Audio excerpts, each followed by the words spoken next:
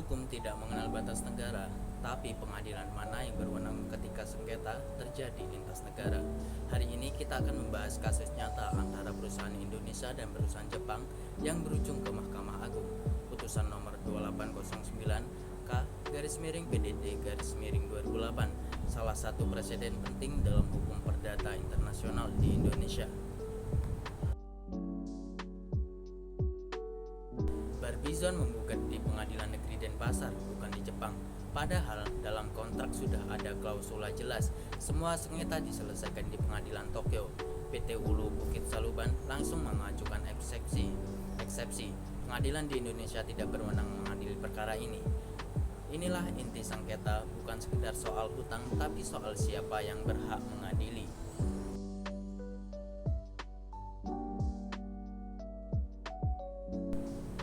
Tergugat berdomisili di Bali. Secara umum, gugatan diajukan di tempat tinggal tergugat. Pasal 118 HIR. Aset jaminan seperti saham, hotel, dan rekening bank semuanya ada di Indonesia. Barbizon berpendapat kalau mau eksekusi harus lewat pengadilan Indonesia.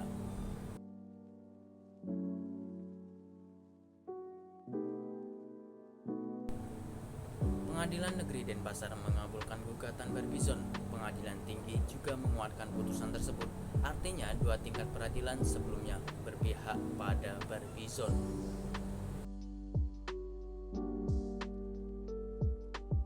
Di tingkat kasasi, Mahkamah Agung justru membatalkan kedua putusan itu.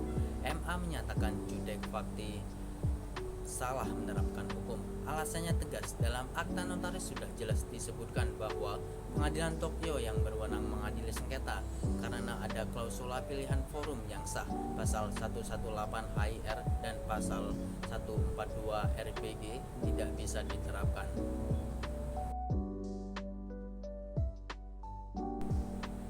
Pasal 1338 KUH Perdata, semua perjanjian yang dibuat secara sah berlaku sebagai undang-undang bagi para pihak. Inilah asas kebebasan berkontrak. Fakta Sanservanda, kesepakatan harus ditaati termasuk kesepakatan soal forum. Pasal 16 AB hukum asing boleh diberlakukan selama tidak bertentangan dengan ketertiban umum di Indonesia, dan dalam kasus ini tidak ada yang dilanggar. Asas Committee of Nations Indonesia menghormati yurisdiksi negara lain dalam perkara perdata lintas negara.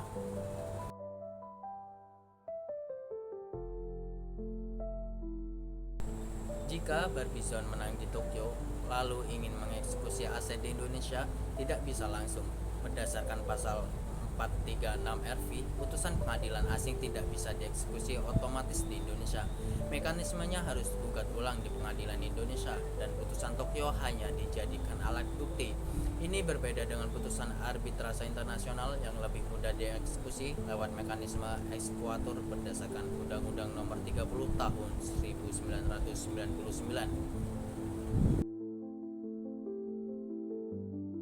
Klausula pilihan forum bukan sekedar formalitas, ia menentukan di mana sengketa akan diselesaikan. Jangan abaikan isi kontrak hanya karena aset tergugat ada di negara lain. Untuk bisnis internasional, pertimbangkan klausula arbitrase agar putusan lebih mudah dieksekusi di berbagai negara.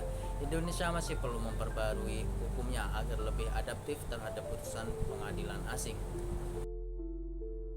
Sebagai penutup, kasus ini membuktikan dalam hukum internasional kata-kata dalam kontrak sangat menentukan nasib sengketa. Mahkamah Agung menegakkan prinsip bahwa janji harus ditepati, termasuk janji soal di mana kita akan bersengketa. Itulah inti dari putusan 2809 K/PDT-2008, sebuah pelajaran berharga tentang pentingnya merancang kontrak internasional dengan cermat dan teliti.